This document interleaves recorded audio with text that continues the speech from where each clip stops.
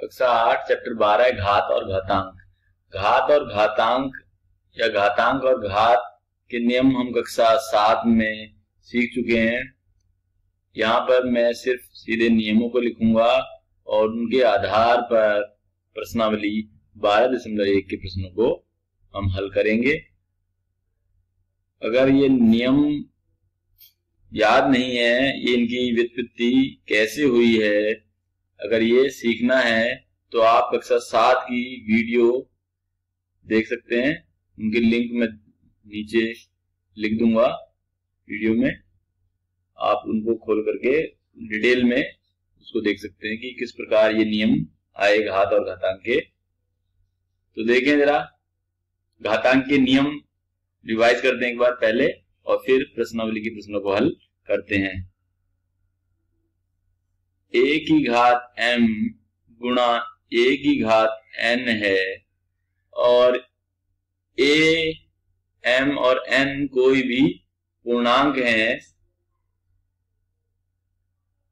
a, m और n कोई भी क्या है, पूर्णांक।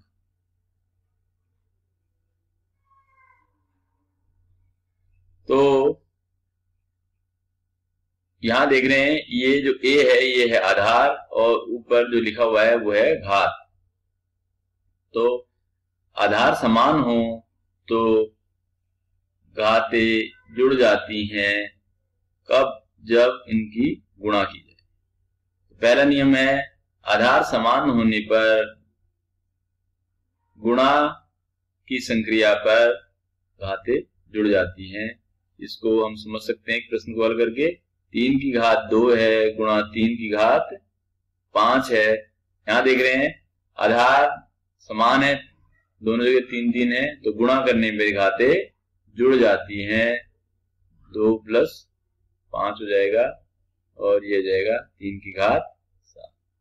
तो ध्यान रखना है जब घातों को जोड़ेंगे तो चिन्ह समेत, क्योंकि पूर्णांक लेंगे तो पूर्णांक में ऋणात्मक पूर्णांक भी हो सकते हैं, तो पूर्णांकों के जोड़ने घटाने के नियम आपको याद रखने होंगे। दूसरा नियम है a की घात m है, भाग कर रहे हैं a की घात। भाग करने पर अगर घातें आधार समान है तो घातें घट जाती हैं, तो ये होगा a - n। तो एक प्रश्न लें फिर इसके लिए भी।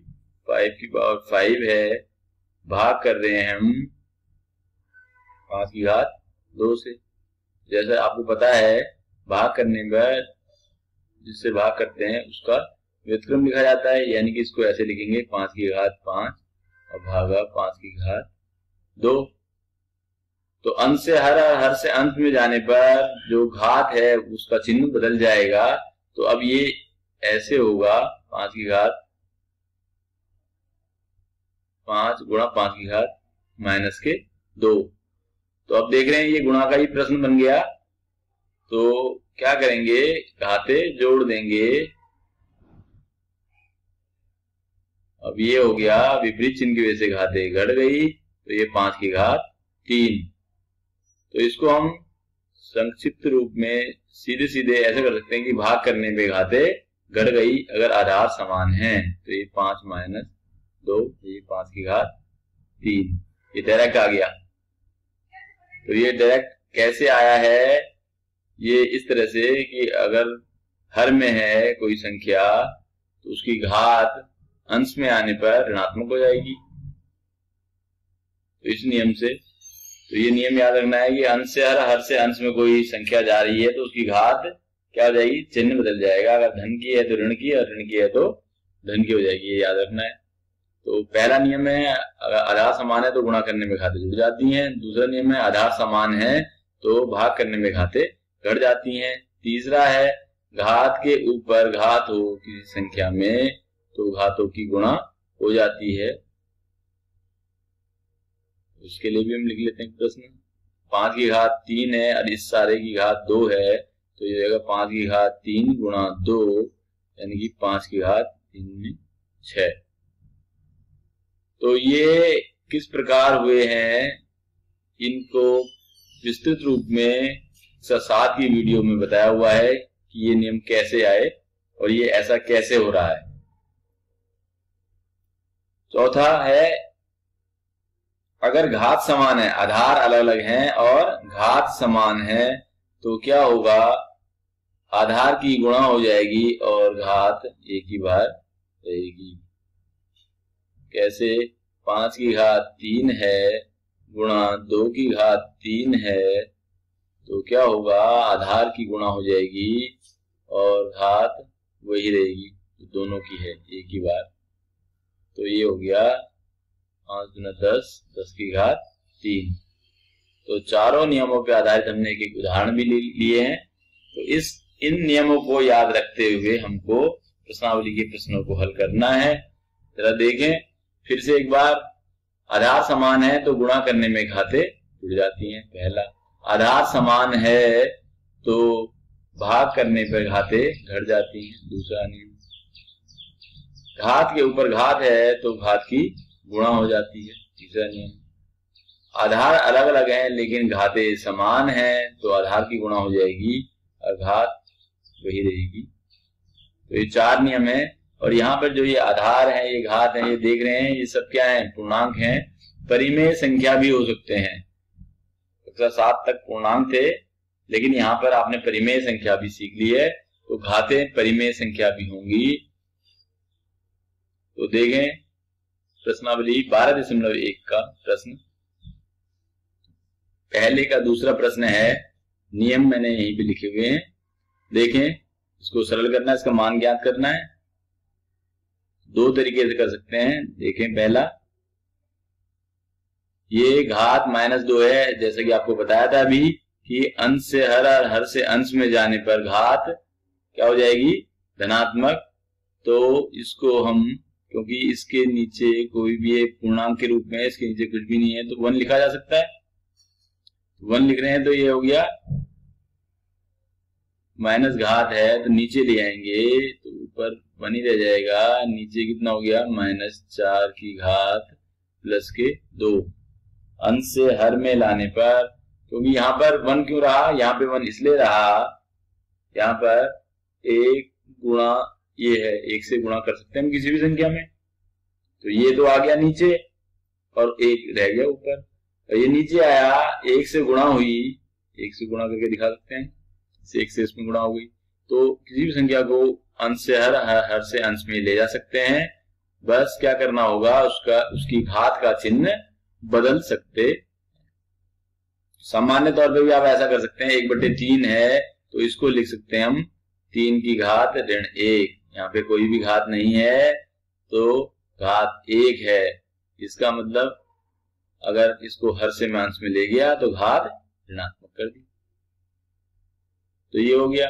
अब देखें इसको 1, ये 1 इंटू -4 की घात 2 है, तो घात 2 है तो यह आधार की 2 बार गुणा, और इस प्रकार ये क्या हो जाएगा, -4 -4 की गुणा, 4 गुणा 4 16 हो गया, समान चिन्ह की गुणा हो जाएगा तो ये आएगा प्लस का चिन्ह। 1 से गुणा होने पे वही संख्या आनी है 16, तो इसका उत्तर आ गया 16। तो इस तरह से हमें ध्यान रखना है कि अंश से हर से अंश में ले जाने पर घात क्या हो जाएगी, ऋणात्मक। यानी कि ऋणात्मक का मतलब है कि चिन्ह बदल जाएगा। अगर ऋणात्मक पहले से है तो ऋणात्मक का ऋणात्मक धनात्मक हो जाता है, तो ऋणात्मक है तो धनात्मक होगी, धनात्मक है तो ऋणात्मक। अगला एक उदाहरण और भी ले सकते हैं हम, या इसी प्रश्न को हम इस तरह से भी कर सकते हैं। -2 है तो इसको क्या करें, सीधे सीधे कर सकते हैं।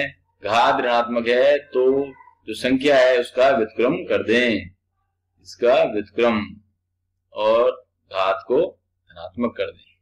तो ये सीधा -1/4 माइनस नीचे ही है और -1/4, घात 2 है, 2 बार गुणा, और ये हो गया 1/16। तो ये क्या बोला, ये बताया कि अगर घात ऋणात्मक है तो जो आधार है उसका व्युत्क्रम कर देंगे और घात को धनात्मक कर देंगे। इस तरह से भी इसको हल कर सकते हैं।